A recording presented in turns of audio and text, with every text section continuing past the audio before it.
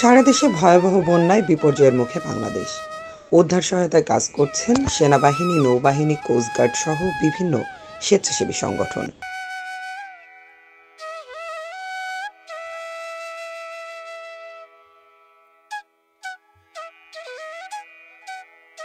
এমন পরিস্থিতিতে আটকা পড়ে আছে লাখ লাখ মানুষ। দেখা দিয়েছে খাদ্য সংকট, বিশুদ্ধ খাবার পানি, স্যালাইন সহ জরুরি ওষুধ সেবার।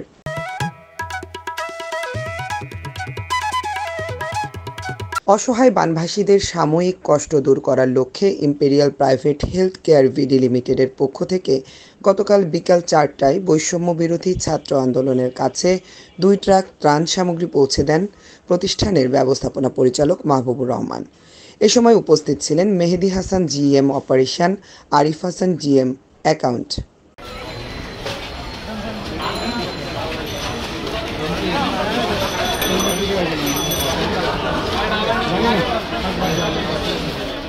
এমন ভয়াবহ প্রাকৃতিক দুর্যোগ মোকাবেলায় ও অসহায় বানভাসীদের পাশে দাঁড়ানোর জন্য দল মত নির্বিশেষে সকল ধর্নাঢ্য ব্যক্তিদের সামর্থ্য অনুযায়ী পাশে দাঁড়ানোর আহ্বান জানান imperial private health care BD লিমিটেডের কর্মকর্তারা।